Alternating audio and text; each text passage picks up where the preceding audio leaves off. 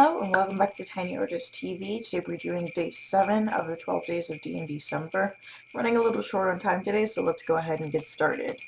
So for today we are doing number 11, which is a Goliath, and then it's going to be number 4.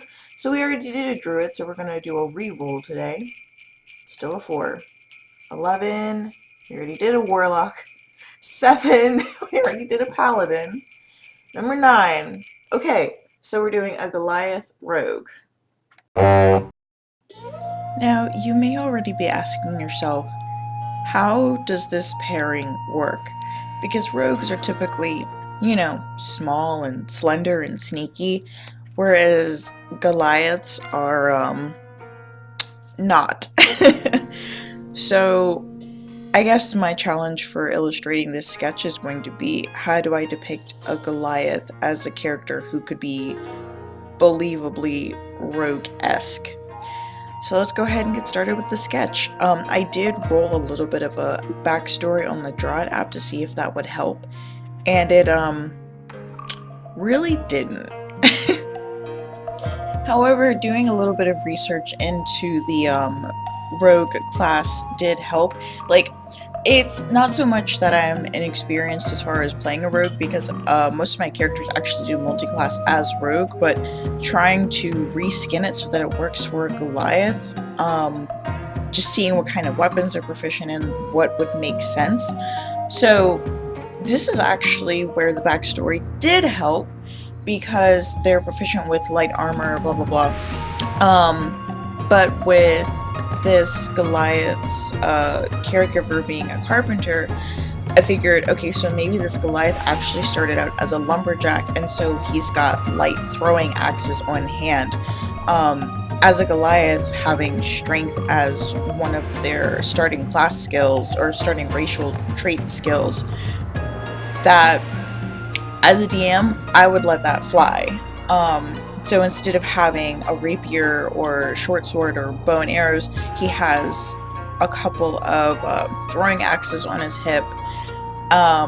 Maybe the reason he loves to gamble is because, this also ties into the backstory that I kind of constructed, where him avenging his family is, the reason he became a rogue is his family got off by like some high up mafioso types, so he figured the only way to really get in there and get revenge is to be able to go in, investigate, deceive, be sneaky, work his way up into the ranks.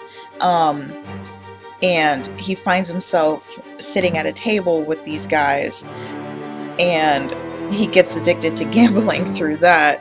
So he makes it out alive, but now he has this issue, but being a rogue and having sleight of hand as one of his feats, that kind of evens that situation out a little bit.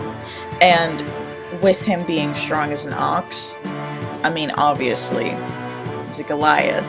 However, I did consider making him more of a slim build Goliath, but then he would just end up looking like a tall skinny orc versus like what a Goliath traditionally looks like.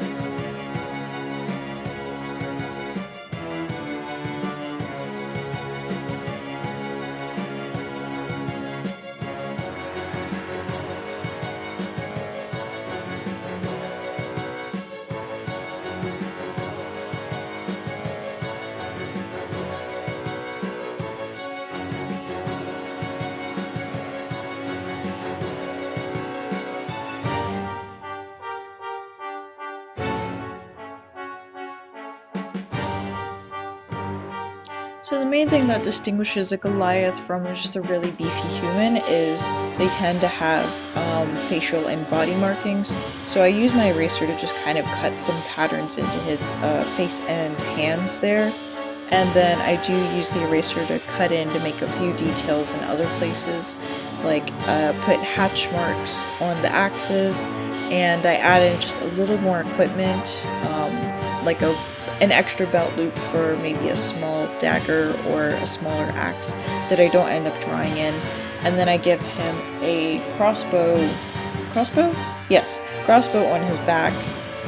Because I figured it's heavy enough that he could do some damage with it. Like, he could have a larger crossbow than a rogue would typically have. But it's also still in the vein of a weapon that a rogue would typically use, but a Goliath version of that. So I just add in a few extra details before I finish up the drawings. Basically, at this point, I didn't do any shading for this one because when I'm not doing these videos, I'm at work, and it's the holiday time, which means I'm working extra long days, so it's very exhausting. But I still try to put out these videos every day for you guys. So I hope you enjoyed it. We are at the end of day 7 of DnDecember, and I'll see you guys next time. Have a weird day.